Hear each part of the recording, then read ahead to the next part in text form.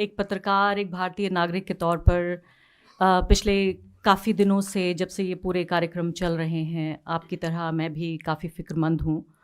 और सड़क पे मैं देख रही हूँ जो नज़ारा दिख रहा है, चाहे वो गाड़ियों के ऊपर झंडे लगे हों, घरों के ऊपर झंडे लगे हों। जिस सोसाइटी में मैं रहती हूँ वो एक मिक्स्ड पॉपुलेशन है। तकरीबन कमोबेश उतनी ही आबादी वहाँ हिंदू, मुसलमान और सिख ईसाइयों की है जितनी आबादी यहाँ देश में है। लेकिन उसके बावजूद भी झंडे लगे हैं मेरी सोसाइटी में भी। यानी मैं जहाँ से होकर गुज़र कर अभी आई हूँ, वो झंडा ऐसा नहीं लगा कि सोसाइटी पे लगा है, ऐसा लगा कि मेरे सीने पे भगवा झंडा लगा दिया गया है। ये वो जगह है, ये वो देश है जहाँ मेरे पिता, उनके पिता, उनके पिता, उनके पिता और बहुत दूर तक अगर जाएं तो फिर बाबर की औलाद तक हम सब लोग यहाँ पले बढ़े और इस देश को अपना कहा। मेरे पिता 1947 में जब देश का बंटवारा हो रहा था और उनके नाम पर, उनके धर्म के नाम पर जब एक देश बनाया जा रहा था, तब उन्होंने ये सोचा और ये जाना कि उनके लिए वो देश, और उनके लिए नहीं बल्कि उनकी जो फ्यूचर जनरेशन्स हैं, जो उनकी भविष्य की नस्लें हैं, यानी मेरे लिए और मेरी नस्लों के लिए, कि उन्हें जिन्ना का पाकिस्तान नहीं, उन्हें गांधी का हिंदुस्तान ज़्यादा सेफ लगा। और आज जब मैं सोचती हूँ कि ये सब जो हो रहा है देश में, उनकी आत्मा को 2 साल पहले वो गुजर गए और उनकी आत्मा को कितनी तकलीफ़ पहुँच रही होगी कि भारत के संविधान की और भारत के लोकतंत्र की और भारत जिस पूरी नींव पर आधारित ये देश बनाया गया, यानी सोचिए कि वही 47-48 का वक्त है जब इज़राइल भी बना और पाकिस्तान भी बना। एक यहूदी धर्म के नाम पर देश बनाया गया और एक इस्लाम धर्म के नाम पर देश बनाया गया।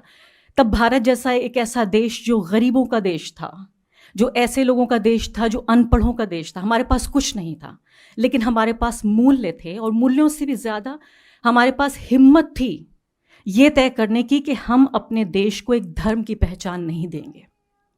आज जबकि भारत के पास सब कुछ है, भारत, मैंने सुना है कि जब नरेंद्र मोदी जब तीसरी बार प्रधानमंत्री बन के आ जाएंगे तो हम तीसरी दुनिया की सबसे बड़ी आर्थिक ताकत भी बन जाएंगे, लेकिन भारत अपनी पूरी हिम्मत गंवा बैठा है। इतने छोटे मन और इतने छोटे मस्तिष्क, और उसका सीना जो है, मतलब कहा जाता है कि 56 इंच का सीना है, लेकिन दिल बहुत छोटा है हमारे प्रधानमंत्री का। और ऐसे ही वो हमें, हमारा जो देश है उसे बना देना चाहते हैं कि आज जो हमारी हिम्मत है और हौसला है वो पूरे तरीके से टूट रहा है कि आज हम ये कहते हैं कि हमारा गौरव तब हमें प्राप्त होगा जब इस पूरे देश को एक हम धर्म की पहचान दे देंगे।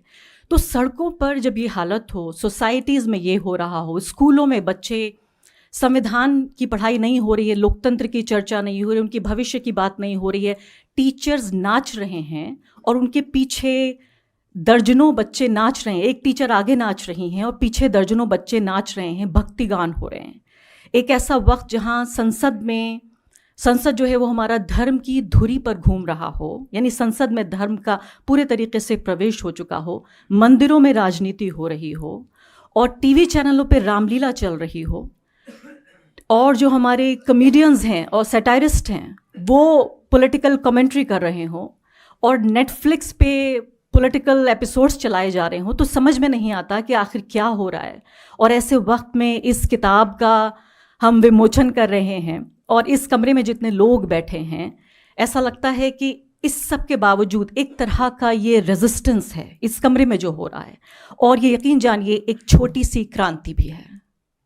तो बहुत बहुत शुक्रिया सबसे पहले आपको ये किताब लिखने के लिए, हम सबको यहाँ बुलाने के लिए और एक ऐसे वक्त में बुलाने के लिए जिससे कुछ ही घंटों दूर हैं हम, ऐसे वक्त में जब भारत को एक नई आज़ादी मिलने वाली है और भारत में जो उस वक्त के जो क्रिमिनल्स होते थे, जिन्होंने मस्जिद तोड़ी, आज वो इस वक्त के फ्रीडम फाइटर्स हैं, स्वतंत्रता संग्रामी हैं। अदालत का एक आदेश था कि भाई ट्रस्ट को कहा गया कि आप मंदिर बनाइए। अदालत के आदेश में ये भी कहा गया कि मस्जिद तोड़ना घोर अपराध था, यानी जुर्म तो हुआ लेकिन मुजरिम ढूंढने से नहीं मिल रहा है। उसी आदेश में ये भी कहा गया कि जब आप मंदिर बनाएंगे तो 5 एकड़ जो आपको रहम खा के ये ज़मीन दी गई, उस ज़मीन पर एक रहम की या एक तरस की एक मस्जिद भी बना दीजिए। उस मस्जिद की कोई ईंट नहीं रखी गई, उसका कोई नक्शा नहीं है, अभी ये भी पता नहीं है, मुझे कोई दिलचस्पी नहीं है उस मस्जिद में, लेकिन चूंकि बार बार ये कहा जाता है कि ये बहुत वैध तरीके से काम हो रहा है, कानूनी तरीके से काम हो रहा है, तो इसलिए भी यहाँ ये बताना बहुत ज़रूरी है कि ना तो ये वैध है ना ये कानूनी है। अगर ऐसा होता तो जो कोर्ट के सबसे अहम पहलू थे वो ये था कि अग्रीजियस क्राइम यहाँ पे हुआ है, यानी घोर अपराध हुआ। तो अपराध हुआ, अपराधी नहीं मिल रहा है।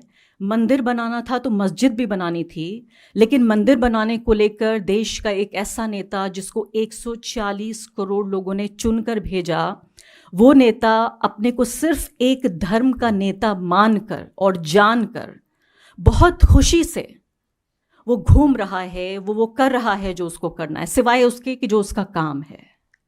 टीवी चैनल्स, न्यूज़ चैनल्स, मैंने सुना था 92 में मेरी उम्र करीब 11-12 साल की थी और मैं पत्रकारों से सुना करती थी कि उस वक्त पत्रकार कार सेवकों में तब्दील हो गए थे और हिंदी मीडिया हिंदू मीडिया बन गई थी। मुझे बिल्कुल अफसोस नहीं है कि उस वक्त मेरी उम्र कम थी और मुझे पता नहीं था, मैंने टीवी नहीं देखा। आज के दौर में मैं देख रही हूँ वो कार सेवक तो नहीं, लेकिन भक्ति काल जो चल रहा है हमारी पत्रकारिता का, वो एंकर्स जो कहती हैं कि मैं महिला एंकरों की बात कर रही हूँ यहाँ पे, जो कहती हैं कि हम विकसित भारत, प्रगतिशील भारत और आधुनिक भारत की तस्वीर हैं। इस कदर के वो भारतीय परिधान नहीं, कोट पैंट पहन के आस्तीन चढ़ाते हुए न्यूज़ रूम में आती हैं और पुरुषों जैसी भाषा बोलती हैं, क्योंकि उनको ये लगता है कि महिला होने से वो कमज़ोर हो जाएंगी। पुरुषों जैसी भाषा बोलती हैं। आज वो बड़े बड़े तिलक लगाकर श्लोक पढ़ रही हैं। और ये समझिए कि ऐसे वक्त में, यानी ये मंदिर का पूरा जो काम चल रहा है ये ऐसे वक्त में भी चल रहा है जबकि इत्तेफाक से आप देखिए कि नरेंद्र मोदी 10 साल पूरे कर रहे हैं। और 10 साल मुझे लगता है कि एक किसी देश के लिए, एक समाज के लिए, लोकतंत्र के लिए, एक व्यक्ति के लिए भी एक बड़ा, एक तरह से मील का पत्थर होता है। किसी भी देश की मीडिया होती, और ख़ासकर एक ऐसा मीडिया, आप सोचिए कि जो मानवता का विकास है, जो ह्यूमन डेवलपमेंट है, उसमें हमेशा बताया गया कि दो एक बड़े बाधाएं आती थी। एक तो ये था कि ट्रांसपोर्टेशन का अच्छा सिस्टम नहीं था और दूसरा था सूचना का प्रसार। आज हमारे पास दोनों है, लेकिन ट्रांसपोर्टेशन तो चलिए दूर की बात है, तमाम तरह की ट्रेनें और वो सब चल रही हैं, लेकिन सूचना का जो पूरा ये धंधा है, हमारा जो कारोबार है, इसमें हजारों लाखों पत्रकार काम ये नहीं कर रहे हैं कि लोगों तक सूचना पहुंचाएं। उनका मैंडेट ये है कि किसी तरह से लोगों तक सूचना ना पहुंचाए। सबसे ज्यादा शर्म और अफसोस की बात है कि उन्होंने पूरा जो मानवता का विकास था, ये सिर्फ भारत की बात नहीं, और भारत में दुनिया के सबसे ज़्यादा जो वाइब्रेंट मीडिया स्पेसेस हैं उनमें से मैं भारत को आंकती हूँ। और भारत का जो लोकतांत्रिक विकास हुआ, हमारे समाज का जो विकास हुआ, उसमें सबसे बड़ी चीज़ जो गौरवशाली हमारा पूरा इतिहास है, उसमें ये भी है कि यहाँ मीडिया का बहुत अच्छा स्पेस है। आज उस पूरे मीडिया को, जैसे मैं पूरा तानाशाही हम सिस्टम कह रहे हैं, ताना और शाह मिलकर किस तरीके से ये पूरा तंत्र तैयार कर रहे हैं कि पूरे तरीके से जो हमारे पत्रकार हैं वो ऐसे भक्तों में तब्दील हो गए। एक छोटा वीडियो मैंने देखा जिसमें किसी ने कहा कि कंबल पत्रकारिता है। तो क्या हुआ कि ठंड इतनी है वहाँ अयोध्या में कि कंबल ओढ़ कर पत्रकार पीटीसी कर रहे हैं। तो ये कंबल पत्रकारों ने नहीं ओढ़ रखा है, ये कंबल जनता को ओढ़ाया जा रहा है ताकि वो बेरोजगारी की बात ना करें, महंगाई की बात ना करें, ताकि वो अपनी तकलीफ़ों को भूल जाएं। मेरी एक दोस्त हैं, बड़ी धार्मिक हैं, वो मेरी बहुत करीबी दोस्त हैं, दामिनी यादव। उन्होंने मुझे बताया कि वो किसी ऑटो रिक्शा में जा रही थीं और ऑटो रिक्शा वाले से जिक्र हुआ कि भाई क्या बात है कि बड़ा परेशान हूँ, बच्चे की फ़ीस नहीं दे पा रहा हूँ। तो उन्होंने कहा कि वो अक्सर उनकी मदद किया करती हैं। तो उन्होंने कहा कि ठीक है, ये बात सही है। फिर उन्होंने बताया कि लेकिन ठीक है, लेकिन ये तो देखिए इस तरफ तो मोदी जी मंदिर बना रहे हैं, ये तो बड़ी खुशी की बात है। तो उन्होंने कहा कि ऑटो ड्राइवर ने कहा कि हाँ, मंदिर बन रहा है, ये खुशी की बात है, मैं कुछ नहीं कर पाऊंगा तो मंदिर की सीढ़ी पर भीख मांग लूंगा। तो जहां अगर ये सेंटिमेंट हो तो आप ये बताइए कि बहस शुरू कहां से की जाए और ये बहस खत्म कहां पर हो। आज हमें ये बताया जा रहा है कि भारत इतना बड़ा विश्वगुरु बन गया है, जहां पर रूस और यूक्रेन के बीच युद्ध मोदी जी ने 3 घंटे के लिए रुकवा दिया ताकि जो स्टूडेंट्स हैं उनको सेफ पैसेज मिल सके। तो वो युद्ध रुकवा सकते हैं रूस और यूक्रेन का, लेकिन मणिपुर में 200 से ज़्यादा लोग मर गए, हमारी माताओं बहनों को निर्वस्त्र नंगा घुमाया गया। कश्मीर के जो बदतरीन हालात हैं, हमारे किसान 700 मारे गए। जो पहलवान हैं, जो बाकायदा महिला सशक्तिकरण की पहचान है, उनके साथ, उनकी आबरू के साथ किस तरह का खिलवाड़ हो रहा है वो सब मोदी जी नहीं रोक पा रहे हैं, लेकिन वो रूस और यूक्रेन के बीच वो युद्ध रोक पा रहे हैं। मैं तो कहती हूँ कि सरकारों का काम होता है प्रोपेगेंडा करना। वो प्रोपेगेंडा पिछली सरकारें करती रहीं, ये सरकार थोड़ा अच्छा करती है, इसका प्रोपेगेंडा में एक्सपर्टीज है। यहाँ मुश्किल ये है कि यहाँ एक ऐसी आबादी तैयार हो गई है जो इस प्रोपेगेंडा पे यकीन करना चाहती है। आज इस किताब को जब आप पढ़ेंगे तो ये किताब राहुल गांधी की तस्वीर के साथ आपको मिलेगी, लेकिन इस किताब की जो कहानी है, जो इस किताब का मर्म है, मेरी नज़र में दो चीज़ें हैं। पहली बात यह है कि भारत की मीडिया ने भारत के लोकतंत्र की हत्या कैसे की, ये सबसे बड़ी बात है। और इस हत्या के लिए न्यूज़ रूम का भगवाकरण कैसे हुआ, और ये दोनों एक दूसरे के पूरक हैं, एक के बिना दूसरा संभव नहीं था। इस न्यूज़ रूम के भगवाकरण की गवाह आपकी ये छोटी सी पत्रकार भी रही है। ये बहुत पहले शुरुआत हो चुकी थी। इसकी शुरुआत नरेंद्र मोदी ने आके, जो हमारी सांप्रदायिकता थी, जो समाज और राजनीति में जो इस वक्त फल फूल रही है, और जो खेती कांग्रेस पार्टी के समय जो बीज बोया गया था, उसका जो फसल है वो अब काटी जा रही है। उस वक्त सिर्फ ये था कि ढक के, छिप के, थोड़ा शर्म के साथ, कंबल ना उड़ाकर तो स्कार्फ ओढ़कर सांप्रदायिकता हुआ करती थी। मेरे जैसे पत्रकारों ने महसूस की है आज वही स्कार्फ कंबल बन चुका है। तो वही फर्क है कि उन्होंने आके इसी सांप्रदायिकता को फैशनेबल बना दिया है। ये जो पूरे 20 साल की कहानी जो उन्होंने अपनी जिंदगी और अपनी पत्रकारिता के जरिए लिखी है, ये बहुत अहम किताब है इस पूरे प्रोसेस को समझने के लिए। अभी आपने एक बहुत अहम बात कही, आपने कहा कि राहुल गांधी जब बोलते हैं तो मेरे भी बहुत ही वेल मीनिंग मेरे जो जर्नलिस्ट फ्रेंड्स हैं वो कहते हैं कि ये बड़ी एनजीओ की भाषा है, लोकतंत्र की रक्षा करेंगे, लोगों को अधिकार देंगे, उनकी आज़ादी बरकरार रखेंगे, मोहब्बत की दुकान और विभाजनकारी राजनीति नहीं होनी चाहिए। अब कह रहे हैं न्याय यात्रा करेंगे। ये सब क्या है? ऐसे क्या चुनाव जीते जाते हैं? आप ये सोचिए कि वेल मीनिंग लोग, और ये बात सच है कि जब हमारा ज़मीर मर जाता है तब हम ये समझते हैं कि हमें एक मक्कार और एक बहुत ही शातिर और एक ऐसा व्यक्ति जिसके अंदर कोई मूल्य ना बचे हों, जो बेज़मीर आदमी हो, वही आदमी देश को चला सकता है। और अगर आप इंसान के तौर पे बहुत अच्छे हैं तो आप नालायक हैं। आप इस लायक नहीं है कि आपके हाथ में बागडोर दे दी जाए। मैं अभी 24 घंटे पहले ही केरल से लौटी हूँ और इत्तेफाक से मैं कैलीकट गई थी तो थोड़ा और दूर निकल गई, वायनाड तक चली गई, राहुल गांधी की कंस्टिट्यूएंसी में होके आई। कोई ऐसा दुकानदार बाकी नहीं है जिसके पास एक राहुल गांधी की कहानी ना हो, कि राहुल गांधी आए, यहाँ बैठे, उन्होंने चाय पी, उन्होंने बातचीत की। और ये खबर आप में सब कुछ लोग जानते हैं, मैं नहीं जानती थी। मैंने आज तक किसी अखबार में और मैंने कभी किसी टीवी चैनल पे ये खबर नहीं देखी कि राहुल गांधी अपनी कंस्टिट्यूएंसी में हर पहले, मतलब ये सोचिए 5-6 हफ्ते में मुझे पता चला कि वो वहाँ जाते हैं और लोगों से बातचीत करते हैं।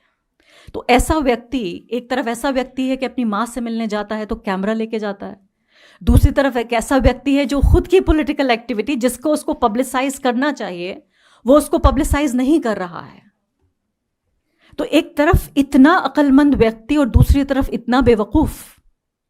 तो जिस शातिर और मक्कार और बेजमीर नेता की तलाश है इस देश को, उन लोगों को भी जो वेल मीनिंग लोग हैं, जो कम्युनल नहीं है, जो फाशिस्ट नहीं है, अगर वो ये कहते हैं कि ये व्यक्ति इस लायक नहीं है। लेकिन मैं आपको आज ये बताना चाहती हूँ, भारत में ऐसे करोड़ों लोग हैं जिनकी आज भारत में ये आस्था अभी भी बनी हुई है कि यहाँ एक ऐसा नेता है जो भारत को दोबारा एक लोकतंत्र और धर्मनिरपेक्षता, उदारता के रास्ते पर ले जाना चाहता है। और एक दिन हो सकता है इस व्यक्ति के हाथ बागडोर आ जाए, इसलिए उनको एक साहस है, एक भरोसा है। एक पॉलिटिकल जर्नलिस्ट होने के नाते मैं ऑब्जेक्टिवली रिपोर्ट करती हूँ और मुझसे ज़्यादा बुरा कांग्रेस पार्टी का कोई क्रिटिक नहीं है। लेकिन एक भारतीय नागरिक के तौर पर, एक वोटर के तौर पर, और जिस तरह से देखिए राहुल गांधी के पास 2 ऑप्शंस हो सकते थे। एक ऑप्शन ये भी हो सकता था जिसका भी इन्होंने जिक्र किया मुझसे पहले वक्ता ने, राजू जी ने, कि एक कंपेटिटिव कम्युनलिज्म का रास्ता, जिसको कुछ लोग प्यार से सॉफ्ट हिंदुत्व भी कहते हैं, वो रास्ता भी उनके पास था। और मैं जानती हूं कि कांग्रेस पार्टी के अंदर भी इतनी कीचड़ है कि बहुत सारे कमल खिले हुए हैं। और ये सांप्रदायिकता की कीचड़ है। और बहुत सारे लोग, जैसे अभी भी मुझसे पहले वक्ता ने कहा कि कांग्रेस पार्टी अलग है और राहुल गांधी अलग है, मुझे लगता है बिल्कुल उन्होंने एक तरह से तीर सही निशाने पे लगा है। कांग्रेस पार्टी के अंदर ही उनके बड़े से जो सारे बड़े नेता, उनमें से ज़्यादातर लोग कांग्रेस पार्टी की आइडियोलॉजी पे और राहुल गांधी जो कहते हैं उनका पीठ पीछे वो खुद मजाक उड़ाते हैं। आप यकीन जानिए, जिस दिन राहुल गांधी की विचारधारा, राहुल गांधी जो करना चाहते हैं, अगर कांग्रेस पार्टी के लोग ही, सिर्फ उनके नेता, सिर्फ उनके कार्यकर्ता, सिर्फ उनका काडर इस बात में विश्वास करे, वोटर भूल जाइए। एक दिन अगर वो ये मना लें अपने नेताओं को, अपने काडर, अपने कार्यकर्ता को कि जो मैं कह रहा हूं उसे सिर्फ लोगों तक पहुंचा दीजिए, कांग्रेस पार्टी कामयाब हो जाएगी। इसका छोटा सा उदाहरण मैं आपको देना चाहती हूं। मध्य प्रदेश, राजस्थान, अभी जो इलेक्शंस हुए हैं, आपको याद होगा कास्ट सेंसस की बहुत चर्चा हुई थी। आप जमीन पे जब जाइए, ना आपको राजस्थान में, ना मध्य प्रदेश में, ना आपको छत्तीसगढ़ में कांग्रेस पार्टी के जमीनी नेताओं ने किसी वोटर से जाके ये नहीं कहा कि अगर हम चुन के आ गए तो हम कास्ट सेंसस कराएंगे। इतना विश्वास है उनका राहुल गांधी में। तो मुझे लगता है एक नज़रिए से बिल्कुल नाकाम है राहुल गांधी। वो ये कि अपनी ही पार्टी के लोगों को वो ये नहीं बता पा रहे हैं कि उनकी विचारधारा क्या है, उन्हें नहीं मन पा रहे। तो अगर कांग्रेस पार्टी के नेताओं का, कांग्रेस की जो फाउंडिंग प्रिंसिपल्स है, जो बुनियादी सिद्धांत हैं, और जो उनकी पार्टी का सबसे बड़ा नेता जो कह रहा है, अगर उनके कार्यकर्ता, उनके नेताओं का ही विश्वास नहीं है, तो आप बताइए आम लोगों का क्या विश्वास होगा। दूसरी बड़ी समस्या मुझे लगती है, और जो सड़कों पे जो नजर आ रहा है, कि देखिए, एक जो नेता है, आज के दौर में नेता की जरूरत नहीं है, एक मदारी की जरूरत है, एक जादूगर की, जो आपको मसरूफ रखे। आपने देखा होगा, जादूगर आपको जादू के जब शो खत्म हो जाता है तो आपको सब कुछ समझ में आ जाता है, लेकिन उसके बावजूद भी आप पूरा शो देखते हैं। जैसे एक तरफ आप देखेंगे कि लड़कियां नाच रही हैं, दूसरी तरफ आप देखेंगे वो सर्कस घूम रहे हैं, तीसरी तरफ आप देखेंगे म्यूजिक चल रहा है, बड़ा चमाचम है और इतना मनोरंजन है। और वही बात है कि पिछले 10 साल में किसी भी चीज़ की कमी हुई हो, लेकिन एक चीज़ की कमी नहीं हुई, वो था मनोरंजन। इतना मनोरंजित रखा गया है दर्शक को या वोटर को या नागरिक को कि उसको लगता है कि उसे कुछ काम मिल गया है। अब जैसे नया काम मिल गया है, झंडा लगाइए। RWS को काम मिल गया, बिल्कुल बेरोजगार लोग, यानी समझिए रिटायर्ड लोग जिनके पास कोई काम नहीं था, पेंशन मिल रही है। पेंशन कौन सी मिल रही है? जो कांग्रेस पार्टी की सरकारों ने जिस पेंशन की घोषणा की, जिसको बीजेपी ने वापस ले लिया, उस पेंशन के बल पर जो RWS हैं वो कह रहे हैं सब लोग एक दीप जलाइए। तो ये जो काम है, ये जो मनोरंजन है, जो एंटरटेनमेंट, ये विद्या बालन के जो शब्द हैं, वो उसकी कमी नहीं है यहाँ पर। तो बिजी रखते हैं। कांग्रेस पार्टी की प्रॉब्लम ये है कि वो, उनके पास मनोरंजन नहीं है और दर्शक और नागरिक, वोटर बोर हो जाता है। एक तरफ नरेंद्र मोदी, उनकी पार्टी बीजेपी कह रहे हैं कि भाई हम देखिए 75 साल में जो हुआ वो हुआ, अब ये देश बदल रहा है, इस देश को हम हिंदू राष्ट्र बनाना चाहते हैं, संविधान हम बदलना चाहते हैं, यहाँ जो हिंदू धर्म के मानने वाले लोग हैं उनको एक अपर हैंड मिलेगा, बाकी सब लोग नीचे रहेंगे। और उसका जवाब क्या है? तो ये बड़ा आकर्षक, बड़ा अट्रैक्टिव आइडिया है। भाई आपको बिना कुछ किए, अगर सिर्फ इसलिए कि आप जिस धर्म में पैदा हुए थे, आप अपने पड़ोसी से, चाहे आप सब्जी बेचते हो, चाहे आप एक छात्र हो, चाहे आप पत्रकार हो, चाहे आप बेरोजगार हो, अगर आपको अच्छा और बेहतर होने की इजाज़त मिल रही है और आपको डंडे के बल पे ये सब करने की अनुमति मिल रही है, तो आपको अच्छा लगेगा। एक तरफ ये अट्रैक्टिव आइडिया है कि देखिए 75 साल में जो नहीं हुआ वो अब होगा। दूसरी तरफ कांग्रेस पार्टी क्या कह रही है? दूसरी तरफ कांग्रेस पार्टी ये कहती है हम आपको वही पुराना देश देंगे जो 75 साल से चल रहा है। तो गरीब हिंदू, गरीब आदमी क्या सोच रहा है? वो सोचता है कि भाई देखिए, मेरे लिए, मेरे बाप के लिए, मेरे दादा के लिए, मैं भी गरीब हूँ, मेरे बाप भी गरीब थे, मेरे दादा भी गरीब थे, उनके पिता भी गरीब थे, कम से कम मेरा बेटा तो अमीर हो जाएगा। तो आप वही पुराना घिसा पिटा मॉडल बेचना चाहते हैं जो 75 साल से काम नहीं कर रहा है। यहां भरपूर मनोरंजन के साथ, पूरे पैकेज के साथ आपको एक पॉलिटिकल पार्टी ये कह रही है कि आपको एक नया देश देंगे। तो फिर क्या सोचता है वोटर? वोटर कहता है कि एयरटेल काम नहीं कर रहा मेरे लिए, मैं वोडाफोन का कनेक्शन लूंगा। यहां हमें, हमारे समाज को, इस ऑपोजिशन पार्टी को, मेरे जैसे पत्रकारों को भी, we need a new language. अगर हमें इस देश को बचाना है, संभालने संवारने की तो दिन बहुत दूर है, अभी मैं तो कह रही हूँ सिर्फ बचाना है इस संविधान को, इस देश को। We need a new language, a new vocabulary. हमें एक नई शब्दावली चाहिए, बात वही करनी है। देखिए, इंसानियत के उसूल नहीं बदल जाएंगे। आपको ये बताना पड़ेगा एक हिंदू को कि जो धर्मनिरपेक्षता है वो मुसलमान की भलाई के लिए नहीं है, आपकी भलाई के लिए है। आप बेहतर जिंदगी जिएंगे, आप ज्यादा शांतिपूर्ण जीवन जिएंगे, आपकी नस्लों के लिए अच्छा है। एक उदारवादी जीवन आपके लिए अच्छा है। भारत में लोकतंत्र नेताओं के लिए नहीं, आपके लिए अच्छा है। संविधान आपके लिए जरूरी है। एक दलित नागरिक को कभी भी ये बताने की जरूरत नहीं पड़ती है कि संविधान उसके लिए कितना अहम है, क्योंकि वह समझता है कि उसके अस्तित्व के केंद्र में यह संविधान है। लेकिन एक अपर कास्ट को यह समझा दिया गया है कि इस संविधान में दी गई जो बराबरी है और जो आज़ादी है उसके लिए नुकसानदेह है। मैं ये नहीं कह रही हूं कि भारत के मुसलमान खास तौर पे बहुत ज़्यादा धर्मनिरपेक्ष हैं और इसीलिए वो बहुत भले हैं। धर्मनिरपेक्षता माइनॉरिटी के लिए, बराबरी के लिए एक तरह की गारंटी है, एक तरह की राहत है, और इसलिए उसे लगता है कि उसके अस्तित्व के लिए अहम है।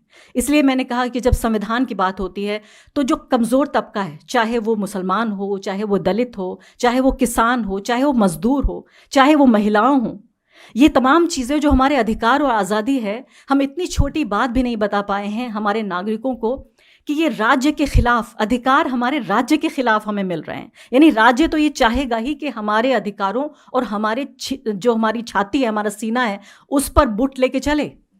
लेकिन संविधान ये गारंटी देता है कि हमें अधिकार मिले। मुझे लगता है कि नए सिरे से यहाँ इस कमरे में बैठे हुए लोग, हम सबकी एक एक की, और सबसे बड़ी जिम्मेदारी मैं अपने ऊपर लेती हूँ, हमारी सबकी जिम्मेदारी है कि एक नई शब्दावली हम ईजाद करें। हम ऐसी बात करें जो मन को भाए। मैं यहाँ ये नहीं कह रही हूँ कि हम एंटरटेनर्स बन जाएं और उन टीचर्स की तरह स्कूलों में नाचने लगें और तमाम चीज़ें करने लगें, लेकिन मुझे लगता है कि भारत के और भारतीयों के मन को टटोलने की ज़रूरत है और लोकतंत्र में उस पूरे प्रोसेसेस को समझने की ज़रूरत है। मसरूफ़ रखिए एक ऐसी चीज़ में। कभी भी आप देखिए यूके, यूएस में इतना सेंसिटिव मामला है, आप ज़रा सा भी राइट्स की बात कीजिए, अधिकारों की बात कीजिए, आज़ादी की बात कीजिए, आप फेमिनिज्म की बात कीजिए, वहाँ हेल्थ पर, फेमिनिज्म पर, राइट्स पर, आज़ादी पर बाकायदा वोट डाले जाते हैं, क्योंकि वो लोग कामयाब तरीके से अपनी जनता को ये बता पाए हैं कि ये उनके लिए अहम है।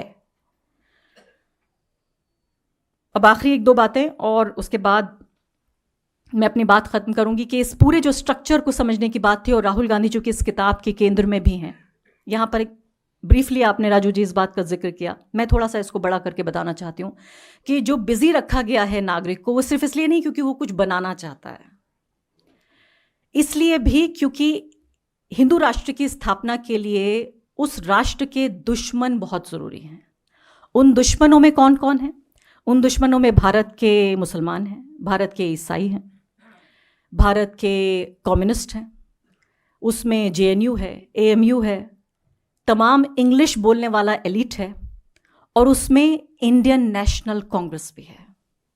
ये तमाम लोग मिलकर एक ऐसा दैत्य बनाते हैं, एक ऐसा दुश्मन जिसके 10 सर हैं और उसको हर साल दशहरे पर भस्म किया जाना ज़रूरी है। तो रावण के तौर पर तब्दील कर दिया गया है इन लोगों को कि जब तक ये लोग हैं, और आप सोचिए इतनी मक्कारी के साथ ये काम किया गया है कि 10 साल हो गए नरेंद्र मोदी को। यहाँ वो लोग जो कि भक्त बन के सड़कों पर घूम रहे हैं, कंबल उड़ाकर पत्रकारिता कर रहे हैं, भगवा पहन के पत्रकारिता कर रहे हैं, वो लोग नरेंद्र मोदी से 10 साल का हिसाब नहीं मांगते, लेकिन भारत के मुसलमानों से कहते हैं कि 500 साल पहले बाबर ने क्या किया था, इसका हिसाब दो। यानी बाबर के गुनाहों का हिसाब मुसलमानों को देना है, लेकिन चुने हुए नेता को, चुनी हुई सरकार को, संविधान के प्रति, लोगों के प्रति, मीडिया को जवाबदेही नहीं देनी है। तो इसलिए इस मक्कारी के साथ इन दुश्मनों को तैयार किया गया है कि यहां भी इस कमरे में जितने लोग बैठे हैं, हम में से हम सबके चेहरों पर रावण का पूरा मुकुट लगा हुआ है, सबके मास्क लगे हुए, हम सब रावण हैं। तो इसलिए हमारी इंडिविजुअल कैपेसिटी में ये सब करना बहुत ज़रूरी है। इस तरह की किताबें बहुत ज़रूरी है। मैं तो सोचती हूँ कि इस तरह की किताबों का एक पब्लिक इवेंट्स होने चाहिए, छोटे छोटे रीडिंग सेशंस होने चाहिए, जहाँ दयाशंकर जी आएँ और हम लोगों के साथ बैठें, गांव देहात में जाएं, कहीं एक गांव में एक चैप्टर पढ़ा जा रहा है, दूसरे गांव में दूसरा चैप्टर पढ़ा जा रहा है, कभी एकदम से ये यूट्यूब लाइव हो जाएं, कभी अपने इंस्टाग्राम पे आ जाएं। मतलब किताबें ऐसी ना रहें कि सिर्फ पढ़े लिखे लोगों के लिए एक प्रिविलेज का सिर्फ एक सबब बन जाएं।